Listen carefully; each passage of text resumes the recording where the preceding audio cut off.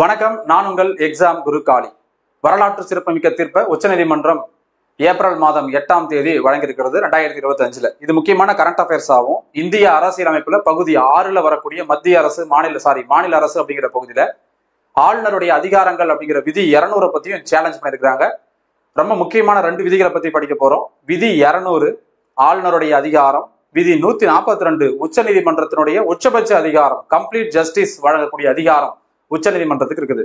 2 விதிகளையும் தெளிவா இந்த கிளாஸ்ல பார்க்க போறோம். நான் எப்படி கிளாஸ் எடுக்கிறேன்னு தெரிஞ்சுக்கிறதுக்கு யூடியூப்லயும் நம்ம இதை ஃப்ரீயாவே இந்த வீடியோவை டெலிகாஸ்ட் பண்றோம். இந்த கிளாஸ் ஸ்டார்ட் பண்றதுக்கு முன்னாடி நம்ம பெய்டு கோர்ஸ் பத்தி சொல்லிட்டு போலாம். நம்ம ஒன்லி ஜிஎஸ் பொது அறிவுக்கு மட்டும் ஒரு ஃபவுண்டேஷன் கிளாஸ் கொடுத்துட்டு இருக்கிறோம். ஃபீஸ் 3500 ரூபாய். எக்ஸாம் குரு காளி அப்படிங்கிற மொபைல் ஆப்ல. இது உங்களுடைய குரூப் 1, குரூப் 2, குரூப் 4 ப்ரிலிம்ஸுக்கு இல்லாம மெயின்ஸ் பாயிண்ட் ஆஃப் வியூல யூஸ் ஆகும் நம்ம கொடுக்குற கிளாஸ். அதே போல SSC, railway exam, police, SI exam, எல்லா காம்படிட்டிவ் எக்ஸாமுக்கும் இந்த கோர்ஸ் யூஸ் ஆகும். கோர்ஸ்ல ஜாயின் பண்ணணும்னு நினைக்கிறவங்க, தேவைப்படுறவங்க மட்டும் 8870302702 அப்படிங்கிற நம்பருக்கு வாட்ஸ்அப்ல மெசேஜ் பண்ணுங்க. கோர்ஸ்ல ஜாயின் பண்ணி படிக்கிறவங்க நினைக்கிறவங்க மட்டும் ரெக்கார்டட் வீடியோ கோர்ஸ் 3500 ரூபாய் ஃபீஸ். கிளாஸ்க்குள்ள போகலாம். தமிழ்நாடு ஆளுநருடைய செயல் சட்டத்திற்கு எதிரானதுன்னு யார் சொல்லியிருக்கிறாங்க?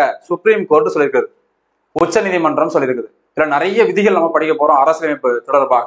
இவங்க சொல்லியிருக்க விதிகளை தாண்டியும் பாத்தீங்கன்னா, இது தினமணில வந்த நியூஸ் பேப்பர். நான் அடிக்கடி சொல்றது, தினமணி நியூஸ் பேப்பர் ரொம்ப முக்கியம். தி இந்து தமிழ் திசை ரொம்ப முக்கியம். இங்கிலீஷ்ல படிச்சீங்கன்னா தி ஹிந்து இங்கிலீஷ் படிங்க. அதை தாண்டி மாத இதழ்களான திட்டம் தமிழ்லையும், யோஜனா அப்படின்னு ஆங்கிலத்திலையும் மத்திய அரசினுடைய முக்கியமான மாத இதழ், monthly magazine. New India Samachar ஃப்ரீயாவே டவுன்லோட் பண்ணிக்கலாம். தமிழ்லயும் இங்கிலீஷ்லயும் அவைலபிள் இருக்குது. மத்திய அரசு, மாநில அரசு, தமிழ் அரசு அது பே பண்ணி காசு கொடுத்துதான் வாங்குற மாதிரி இருக்கும். உங்களுக்கு ஃப்ரீயா கிடைச்சதுன்னா பரவாயில்ல. இதெல்லாம் படிச்சீங்கன்னா மெயின்ஸுக்கு யூஸ் ஆகும். நான் திரும்ப திரும்ப சொல்லிக்கிட்டே இருப்பேன் இதுதான்.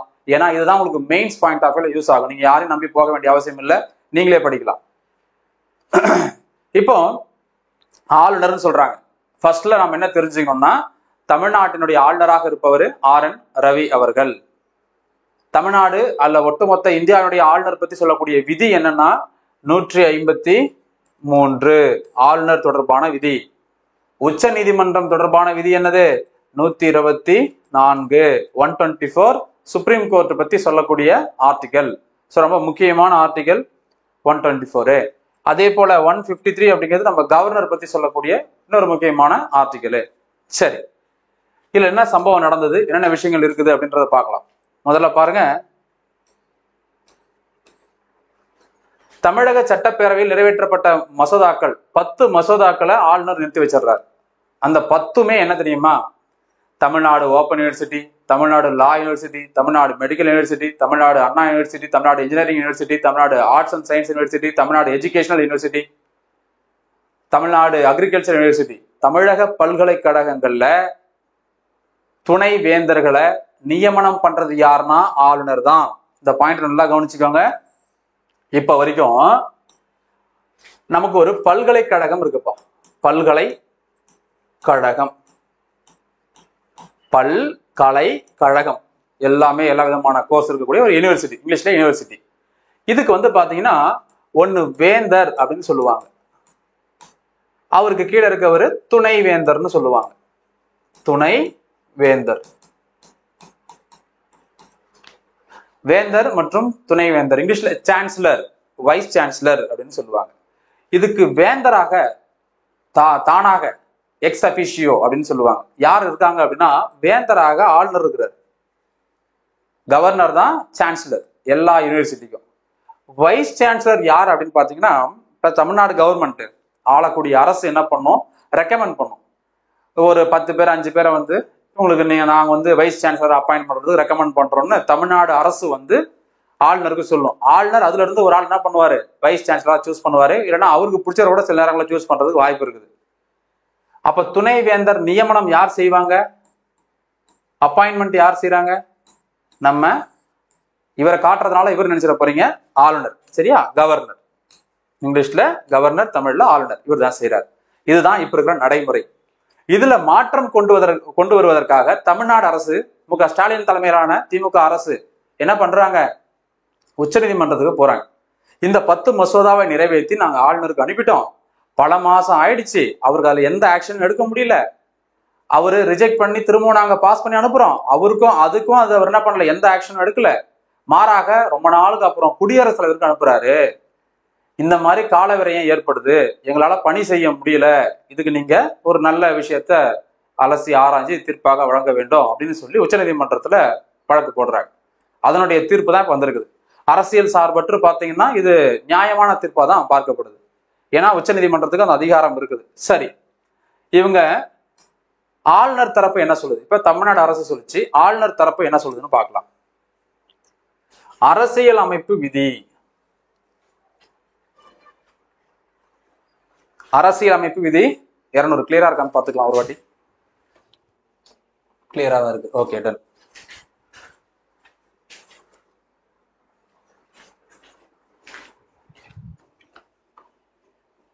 விதி 200.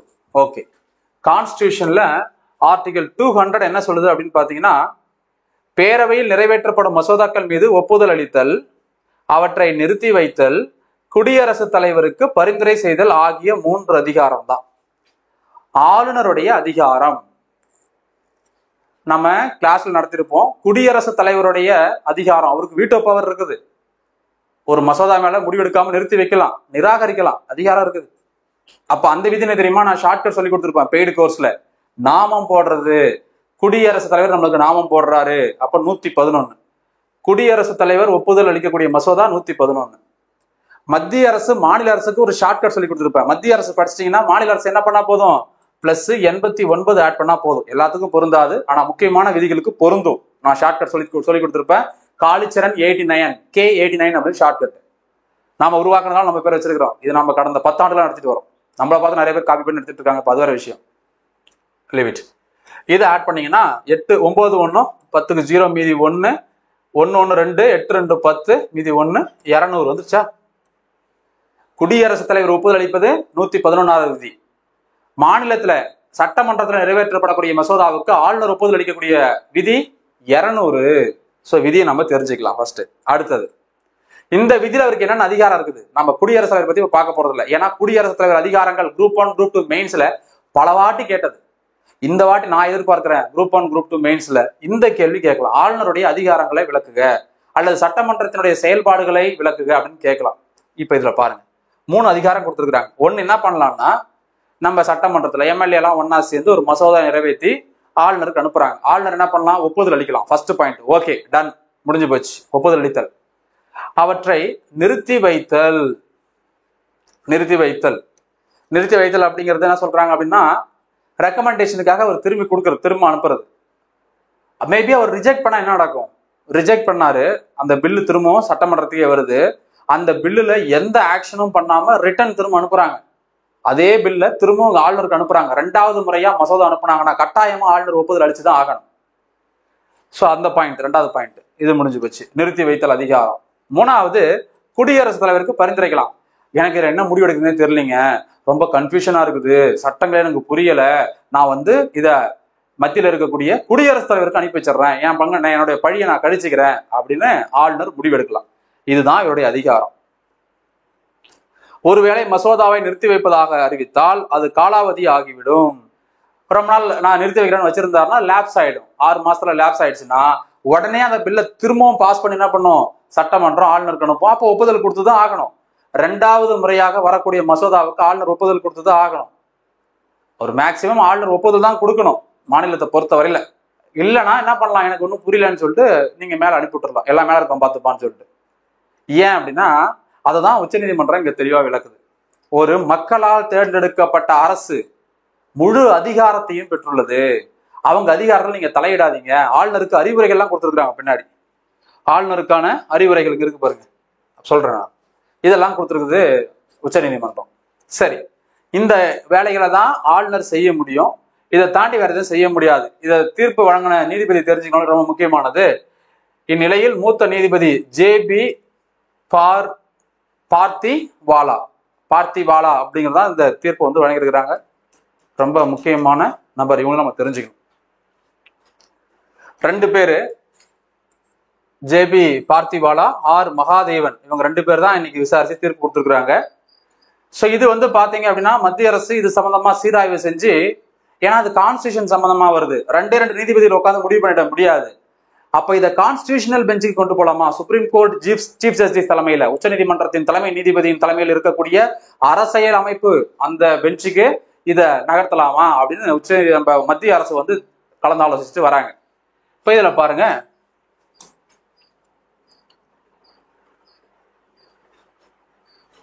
அதிக நீதிபதிகள் அமர்வு விசாரணைக்கு கோரப்படுமா? என்ன சொல்றாங்கன்னா, நம்ம சொன்னதுதான், இந்த மசோதா ஆளுநர் வந்து முடிவெடுக்கிற சட்ட திருத்தம் கான்ஸ்டியூஷன்ல இருக்குது, ஆர்டிகல் 200ல. அதை நம்ம திருத்தணும் அப்படின்னா நம்ம என்ன பண்ணணும்? ரெண்டு நீதிபதி மட்டும் எடுத்தது சரியா, இல்ல வந்து இதை கான்ஸ்டியூஷனல் பெஞ்சுக்கு நகர்த்தணுமா அப்படின்னு மத்திய உள்துறை மற்றும் சட்டத்துறை அமைச்சகங்கள் அந்த மிக முக்கியமான உயர்மட்ட குழு எல்லாம் பேசிக்கிட்டு இருக்கிறாங்க. மேபி அவங்க திரும்பவும் உச்சநீதிமன்றத்துக்கு போனாலும் வாய்ப்பு இருக்குது. எது எப்படியோ இந்த தீர்ப்பு செல்லுபடி ஆகும் தான் நினைக்கிறேன். இதுதான் தொடரும் அப்படின்னு நான் நினைக்கிறேன். நான் என்னோட பர்சனல் ஒப்பீனியன். இதுல ரொம்ப முக்கியமான தீர்ப்பாக தானே கிளைமேக்ஸ் என்ன தீர்ப்பு கொடுத்தாங்க. தீர்ப்பு கொடுக்கறதுக்கான விதி என்ன?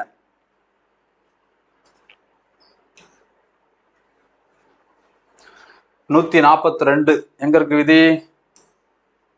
விதி 142 பயன்படுத்தி இந்த இருக்கு பாருங்க.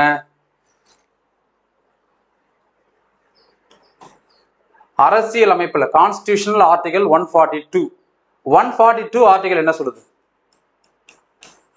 ஒரே வார்த்தை தான், கம்ப்ளீட் ஜஸ்டிஸ், முழுமையான நீதியை வழங்கக்கூடிய அதிகாரம் உச்ச நீதிமன்றத்துக்கு இருக்குது. இந்த விதியை பயன்படுத்தி தான் பேரறிவாளன் அவர்களுக்கு விடுதலை கொடுத்தது உச்ச நீதிமன்றம். நீண்ட காலமாக அவர் லெட்டர் எழுதிட்டே இருக்காரு ஆளுநருக்கு, பிரசிடென்ட்டுக்கு யாருமே எந்த முடிவு எடுக்கல.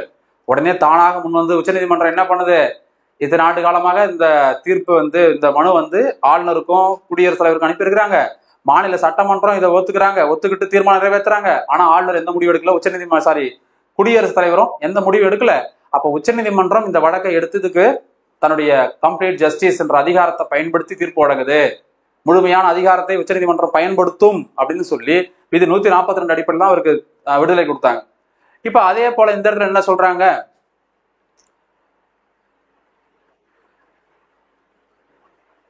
அரசியலமைப்பு விதி 142வது விதியின்படி உச்சநீதிமன்றத்திற்கு வழங்கப்பட்டுள்ள அதிகாரத்தின்படி உத்தரவிடுகிறோம். எங்களுக்கு இருக்கக்கூடிய முழு ஆற்றல் அதிகாரத்தை பயன்படுத்தி தான் இந்த சட்டத்தை நாங்க உடைக்கிறோம் அப்படின்னு சொல்றாங்க. இதுல கூடுதலாக பாத்தீங்கன்னா அவங்க சொல்லியிருக்கக்கூடிய பாயிண்ட்ஸ் மொத்தம் 3 முக்கியமான பாயிண்ட்ஸ் சொல்றாங்க. ஆளுநருடைய அதிகாரத்துல என்னென்ன அதிகாரங்கள்? கால நிர்ணயம் கொடுக்குறாங்க. 30 நாட்கள் முதல் 3 மாதங்கள் கால நிர்ணயம். இப்ப நான் ஒரு பில்லு தமிழ்நாடு சட்டமன்றம் பாஸ் பண்ணி ஆளுநருக்கு அனுப்புது. அப்படி ஆளுநருக்கு அனுப்பும்போது அந்த மசோதா மீது 1 மாதத்திற்குள் ஆளுநர் முடிவெடுக்க வேண்டும். 30 நாள் டைம்ல நீ கண்டிப்பா டிசிஷன் எடுத்தே ஆகணும். எஸ்ஆர் நோக்கு வந்து ஆகணும். மசோதாவை நிறுத்தி வைப்பதாக இருந்தால் 3 மாதத்திற்குள் அரசுக்கு தெரிவிக்க வேண்டும். இப்ப நான் ஒத்துக்கிறேன் அப்படின்னா 3 மாசம் சொல்லிடலாம். ரிஜெக்ட் பண்றனாலும் 1 மாசத்துல சொல்லிடணும்.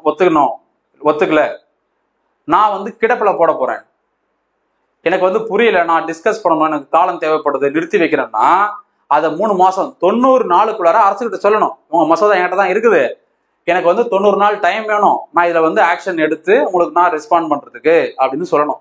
3 மாசம் டைம் எடுத்து அதிகபட்சம். குடியரசுத் தலைவருக்கு அனுப்புவதாக இருந்தால் 3 மாதத்திற்குள் செயல்படுத்த வேண்டும். நான் 3 மாசம் யோசிச்சு பார்த்தேன், 90 நாள் வரைக்கும் டைம், 90 நாள் தாண்டக்கூடாது, அதுக்கு முன்னாடியே எனக்கு ஒன்றும் புரியலைங்க, நான் வந்து என்ன பண்றேன், எல்லாம் மேல இருக்கவங்க பார்த்துப்பான்னு சொல்லிட்டு நான் மேல அனுப்பிடுறேன் அப்படின்னு முடிவு பண்ணீங்கன்னா அதுக்கும் 3 மாசம் தான், 90 நாள் தான் டைம். அதுக்குள்ள அந்த மசோதாவை மேல அனுப்பிடணும்.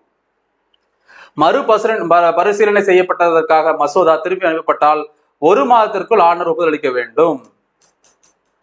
மறுபரிசீலனை, அதாவது நீங்க கொடுத்திருக்கக்கூடிய மசோதால சில திருத்தங்கள்லாம் தவறுகள்லாம் இருக்கு, இதை திருத்தி கொடுங்கன்னு அனுப்புறாங்க அப்படின்னா செய்வதற்காக மசோதா திருப்பி அனுப்பப்பட்டால் ரிட்டர்ன் பண்ண பில்லு 1 மாசத்துக்குள்ளார ஆளுநர் ஒப்புதல் பெற வேண்டும். ரிட்டர்ன் வரும்போது அது 1 மாசத்துக்குள்ளார ஆளுநர் ஒப்புதல் பெற வேண்டும்.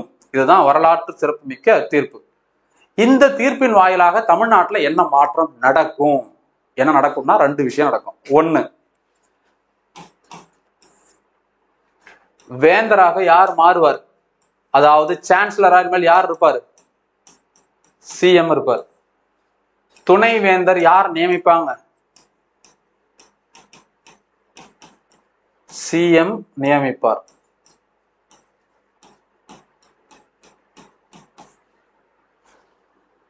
அதாவது முதலமைச்சர் கீழே ஒரு குழுவை ஏற்படுத்தி அவங்க நியமிப்பாங்க, இல்ல டைரக்டா முதலமைச்சரை நியமிப்பார். அப்ப வேந்தராக இனிமேல் முதலமைச்சர் செயல்படுவாரு, வேந்தராக துணை வேந்தராக நியமனம் செய்யறதும் முதலமைச்சர் செய்வார். இது தீர்ப்பினுடைய சாராம்சம். இதுதான் எதிர்பார்க்கப்படுது.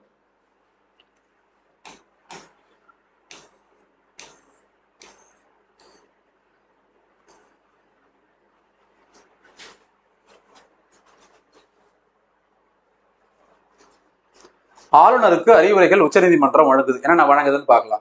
இந்த தீர்ப்பின் அங்கமாக ஆளுநர்களுக்கு ஒரு சில அறிவுரைகளை உச்சநீதிமன்றம் வழங்குது.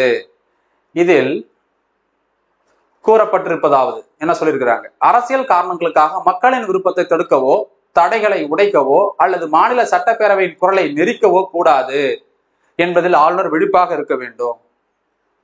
ஜனநாயக வெளிப்பாட்டின் விளைவுகளால் மக்களால் தேர்ந்தெடுக்கப்பட்ட சட்டப்பேரவை உறுப்பினர்கள் மக்களின் நல்வாழ்வை உறுதி செய்வதில் சிறப்பாக பணியாற்றுகிறார்கள். ஆளுநர் என்பவர் தனது பொறுப்பை ஒரு அறிஞராக, நண்பராக, வழிகாட்டியாக உணர்ச்சி வசப்படாமல் செயலாற்ற வேண்டும்.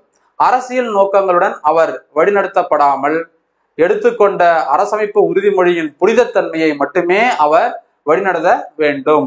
தனிப்பட்ட அரசியல் காரணமாவோ மற்ற சிந்தனை இருக்கக்கூடாது. நீங்க அரசியல் அமைப்பை உறுதிமொழி எடுத்து வந்திருக்கிறீங்க, அதை பாதுகாக்கணும்.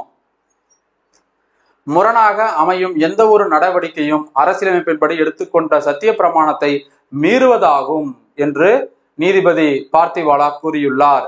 ஆளுநர் அதிகாரம் தொடர்பாக தமிழ்நாடு அரசு சார்பில் மேலும் ஒரு ரிட் மனு தாக்கல் செய்யப்பட்டுள்ளது. அது தனியாக விசாரிக்கப்படும் என்று உச்சநீதிமன்றம் அறிவித்தது. சோ இதுதான் இந்த வழக்கினுடைய சாராம்சம்.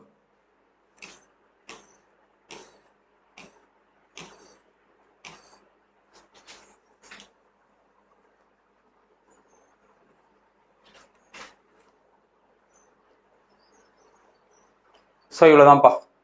இதுதான் ஆளுநர் தொடர்பான மிக முக்கியமான இப்போ நடந்திருக்கக்கூடிய கரண்ட் அஃபேர்ஸ். ஸோ ஆர்டிகல் 142, 200 ரொம்ப முக்கியம். அதை தாண்டி 111, 200, அதை தாண்டி 153, 124 இந்த மாதிரி பல விதிகளை இந்த கிளாஸ்ல நாம பார்த்துருக்கிறோம். ஸோ மீண்டும் ஒரு முறை சொல்றேன், இது பெய்டு கோர்ஸ்ல இருக்கும். யூடியூப்ல நம்ம ஃப்ரீயா ஒரு டெமோ கிளாஸ் மாதிரி இதை கொடுத்துருக்குறோம். நம்ம பெய்டு கோர்ஸ்ல ஜாயின் பண்ணணும்னு நினைக்கிறவங்க 8870302702 அப்படிங்கிற மொபைல் நம்பருக்கு நீங்க மெசேஜ் கொடுக்கலாம். மொபைல் நம்பர், அதாவது கான்டாக்ட் நம்பர், இமெயில் ஐடி, நம்மளுடைய மொபைல் ஆப்போட லிங்க், ஆண்ட்ராய்டு, ஐபோன், வெப்சைட் எல்லா விஷயமும் இந்த வீடியோக்கு கீழே டிஸ்கிரிப்ஷன்ல இருக்குது. தேவைப்படுறவங்க யூட்டிலைஸ் பண்ணிக்கோங்க. தேங்க்யூ.